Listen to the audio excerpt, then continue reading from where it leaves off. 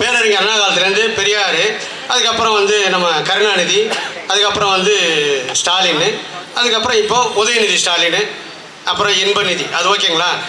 அடுத்தது அதில் பார்த்தோம்னா கருணாநிதியிலேருந்து பிரிஞ்ச எம்ஜிஆர், புரட்சி தலைவர் எம்ஜிஆர், அதுலேருந்து அம்மையார் ஜெயலலிதா, அதுக்கப்புறம் இப்போது புரட்சி தமிழர் எடப்பாடி.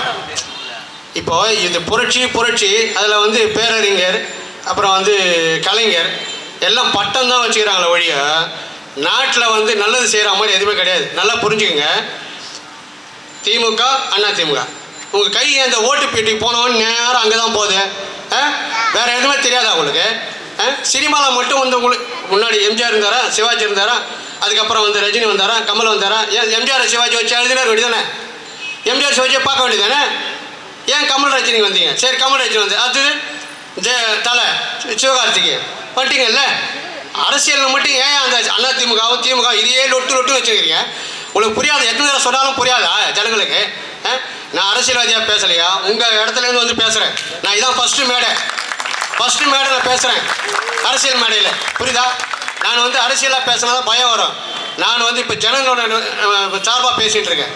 புரியுதா? ஏன் உங்களுக்கு வந்து புரிய மாட்டேங்குதுன்னு தெரியல. அரசியல்வாதி குடும்பத்தில் பார்த்தீங்கன்னா அரசியல்வாதி அவன் சொந்தக்காரன், அவன் நண்பன் எல்லாம் அவன் சாப்பிட்டது போக சிந்திரத்தை மட்டும் சாப்பிடுவான். அவனை சுற்றி 4 பேர் வாழ்வான். என்ன உங்களுக்கு என்ன பொதுமக்கள்? நீங்கள் இந்த கட்சி இல்லை, அந்த கட்சி இல்லை. ஒவ்வொரு தேர்தலுக்கும் யாரான்னு பார்த்து யார் வந்து துட்டு கொடுக்குறாங்க, யார் இப்போ ஓரளவுக்கு நல்ல கட்சி, யார் ஓரளவுக்கு, யார் என்னது ஓரளவுக்கு, எது ஓரளவுக்குன்னா இது 2 தான் தெரியுமா உங்களுக்கு? ஏன் மாறி வர மாட்டீங்களா? மாறி வர மாட்டீங்களா? சினிமாவில் தேவை, மற்ற எல்லாத்துலேயும் புதுசு தேவை. ஒரு கடைக்கு போனால் ட்ரெஸ்ஸு புதுசு தேவை.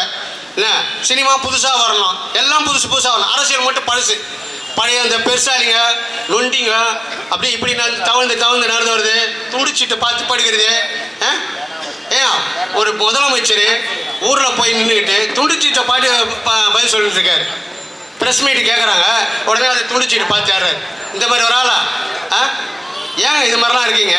புத்தி சுவாதீனம் உள்ள ஆளாக பார்த்து நீங்கள் முதலமைச்சர் ஆக்குங்க. புரியுதா?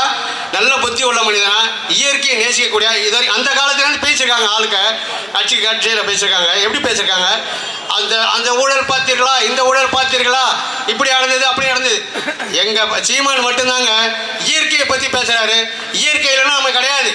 புரியுதுங்களா? இயற்கையை விட்டுட்டு நம்ம தனியாக வந்துட்டோம்னா நம்ம வந்து போக வேண்டியதான். இயற்கையோடு சேர்ந்து வாழ்ந்தால்தான் நெடுநாள் வாழ முடியும். வர 2026 அன்னைக்கு நீங்கள் உங்களுடைய வந்து விரலை வந்து விவசாய சின்னத்துக்கு வாக்களித்து அண்ணன் சீமான் அவர்களை வாக்களித்து ஜெயிக்குமாறு கேட்டுக்கொள்கிறேன். இல்லைன்னா இந்த தமிழ்நாட்டை திருத்த முடியாது. இன்னும் சுமதி அம்மா சொன்ன மாதிரி இன்னும் கொஞ்சம் மண், இன்னும் கொஞ்சம் தண்ணி, இன்னும் கொஞ்சம் மழை, அவ்வளோதான். எல்லாத்தையும் கரைச்சி விட்ருவானுங்க. கரைச்சி விட்டு நடுத்தேர்வில் நிற்க வச்சுட்டு போகிறானுங்க. ஜாக்கிரதையாக இருங்க. தயவுசெய்து சொல்லிட்டேன். அடுத்த 2026 உண்மையை உணர்ந்து நாம் தமிழர் கட்சிக்கு விவசாய சின்னத்துக்கு அண்ணன் சீமாய்க்கு வாக்களித்து வெற்றி பெறுமாறு கேட்டுக்கொள்கிறேன். நாம் தமிழர்.